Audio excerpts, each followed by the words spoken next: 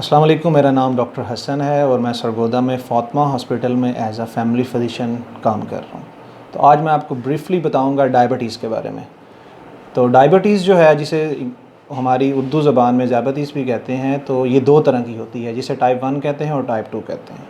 Type 1 जो है ये असल में होती है ऑटो इम्यून डिज़ीज़, जो बाय बर्थ इंसान में पाई जाती है। ज़्यादातर चांसेस यही होते हैं, लेकिन फिर भी हम कह सकते हैं कि ये इसकी एज लिमिट जो होती है ना, लेस दैन 40 हो सकती है। और टाइप 2 जो होती है, इसमें इसकी एज लिमिट जो होती है अबव 40, जो मतलब अमेरिकन्स में और साउथ एशियंस में इसकी एज होती है ग्रेटर दैन 25।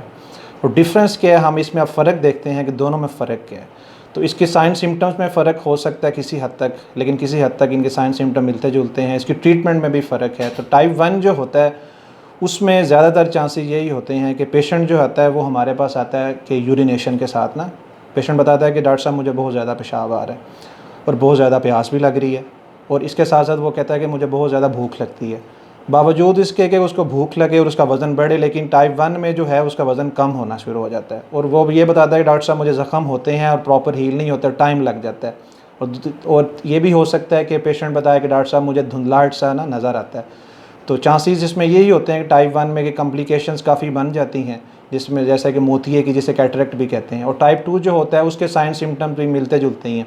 तो इसके लिए पेशेंट जब हमारे पास आते हैं तो सबसे पहले हम उनको इन्वेस्टिगेट करते हैं। उनको हम ये बताते हैं कि आपने 2 दफ़ा 2 दिन के वक्फे के साथ खाली पेट अपने खून शुगर चेक करवानी है। और अगर पेशेंट कहता है कि डॉक्टर साहब मुझे मेरी शुगर लेवल कम हो जाता है, तो हम उसको एक और टेस्ट बताते हैं जिसे OGTT कहते हैं। और अगर हम पेशेंट बताए कि डॉक्टर साहब मुझे लग रहा है कि मुझे काफ़ी अरसे से ये मसला है लेकिन मैं डायग्नोज नहीं हो चुका, तो हम उसका HbA1c करवाते हैं, जो कि हमें एवरेज बता देता है लास्ट 3 मंथ्स की ना। तो उसके बाद लाइफ स्टाइल मॉडिफिकेशन होती हैं ट्रीटमेंट में। फ़र्स्ट ऑफ़ ऑल हम उसकी लाइफ स्टाइल मॉडिफिकेशन करते हैं, जिसमें उसका लाइफ स्टाइल चेंज करना पड़ता है। उसको एक्सरसाइज करनी पड़ती है, अर्ली मॉर्निंग वॉक करे, ठीक है, नमाज़ पढ़े, सबसे बेहतर है नमाज़ पढ़े, अर्ली मॉर्निंग वॉक भी उसके साथ कर लेगा।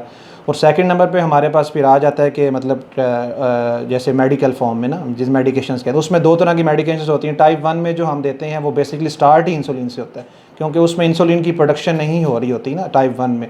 और टाइप 2 जो है उसमें इंसुलिन की प्रोडक्शन होती है, लेकिन वो रेजिस्टेंट हो जाती है ना हमारे ब्लड के अंदर। इसलिए हम स्टार्ट वैसे करते हैं ऑरल हाइपोग्लाइसेमिक एजेंट से ही हैं, लेकिन अगर पेशेंट को अफेक्ट ना हो, मतलब पुअर कंट्रोल हो उसका, तो फिर हम चले जाते हैं इंसुलिन पे। और यही है मेरा, मैं समझता हूँ कि आज इतना ही नॉलेज हम अगर समझ लें तो हो सकता है हमारे लिए हेल्पफुल हो। तो थैंक यू सो मच।